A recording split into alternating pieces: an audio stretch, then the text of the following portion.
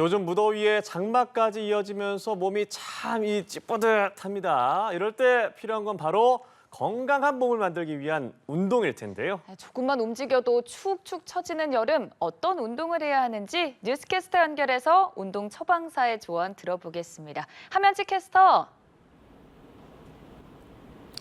네, 오늘은 최영우 국민체육진흥공단 운동처방사와 이야기 나눠보겠습니다. 안녕하십니까? 안녕하세요. 네, 비도 오락가락하고 무더운 요즘 실외보다는 실내에서 운동하는 게 좋을 것 같은데 어떤가요? 네, 여름철에 어디서 운동해야 될지 고민되실 텐데요.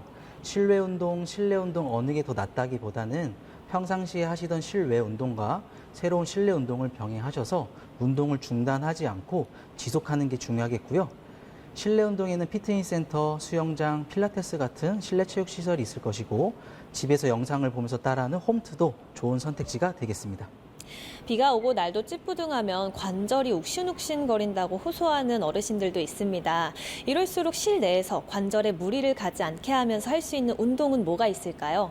네, 저는 계단 걷기를 추천드리는데요. 이 계단 걷기에 대해서 두 가지 말씀드리려고 합니다. 우선은 계단을 올라갈 때 우리가 발바닥이 계단에 전체가 닿는 것이 중요한데요. 발을 걸쳐서 올라갔을 때는 종아리와 발목이 강화된다는 장점이 있을 수는 있지만 장시간 오래 했을 때 허리와 관절에 부담이 될 수 있습니다. 때문에 계단 걷기 초심자나 족저근막염 같은 질환을 갖고 계신 분들은 발바닥이 전체가 닿는 게 중요하겠습니다. 네, 두 번째는 상체의 기울기인데요. 상체를 너무 곳곳이 세워서 올라가게 되면 무릎과 체중심의 거리가 멀어지기 때문에 오히려 무릎에 더 큰 부하가 실릴 수 있습니다. 때문에 상체를 살짝 숙여서 이를 좀 상쇄시켜 주시고 또한 이렇게 상체를 숙였을 때는 우리 근육에서 크고 굉장히 중요한 엉덩이, 햄스트링이라는 근육이 더 많이 활용이 되기 때문에 더 좋겠고요. 그래서 연속 동작을 보여드리면 발바닥을 닫고 상체를 숙인 상태에서 올라가는 겁니다. 네. 이와 같은 계단 걷기를 10분씩 주 3회 실시해 주시면 되겠고요. 운동 체력 수준에 따라서 시간을 늘리시거나 아니면 걷는 속도를 더 빠르게 진행해 주시면 되겠습니다. 계단 내려오기 같은 경우는 올라가기에 비해서 운동 강도가 3배 이상 더 증가되는데요. 그렇기 때문에 고령자나 계단 걷기 초심자분들한테는 우선 계단 오르기만 하시는 것을 추천드립니다. 온전히 자신의 체중을 이용해서 할 수 있는 운동도 어떤 게 있는지 궁금합니다. 네, 맨몸으로 할 수 있는 슬로우 버피라는 동작을 보여드리겠습니다. 구분 동작으로 보여드리면은 쪼그려 앉아서 손바닥을 짚고 팔굽혀펴기 동작을 만들어 주신 다음에 다시 원위치 일어나시면 되겠습니다. 연속 동작은 하나, 둘, 셋, 넷, 다섯, 차렷. 네. 이 동작을 10개씩 총 4세트 천천히 진행해 주시면 되겠습니다. 네, 아무래도 또 노출이 많아지는 계절이다 보니까 바디라인에 신경 쓰시는 분들이 많습니다. 날씬한 바디라인을 위해서 할 수 있는 운동은 어떤 게 있을까요? 네, 여름철에 날씬하고 멋진 보디라인에 신경을 많이 쓰실 수 있는데요. 방금 보여드렸던 슬로우 버피와 함께 두 가지 운동을 더 추가해 주시면 되겠습니다. 첫 번째는 점핑 잭이라는 동작인데요. 많이 알고 계시는 팔굽혀 뛰기입니다. 네, 팔 벌려 높이 뛰기입니다. 네, 양팔과 양다리를 벌리면서 점프, 모아주면서 점프. 하나, 둘. 점프가 좀 부담스러우신 분들은 옆으로 움직이면서 하나, 둘, 이렇게 진행하셔도 되겠습니다. 두 번째 동작은 W 스쿼트인데요. 양발을 어깨 넓이 그리고 발은 11자가 아닌 살짝 사선으로 벌려주시고 앞으로 나란히 한 상태에서 앉았다가 일어나면서 만세를 해줍니다. 그 다음에 양팔을 내려주면서 날개뼈를 모으고 마치 W자 모양을 만들어 주시면 되겠습니다. 연속 동작은 하나, 둘, 셋, 넷, 하나, 둘, 셋, 넷. 네. 슬로우 버피 30초, 휴식 30초. 점핑 잭 30초, 휴식 30초. W 스쿼트 30초, 휴식 30초. 요거를 한 세트로 구성하셔서 총 4세트 진행하시면 되는데 내가 체력 수준이 증가함에 따라서 휴식 시간을 30초가 아니라 20초, 15초 이렇게 휴식을 줄여 나가시면 되겠습니다.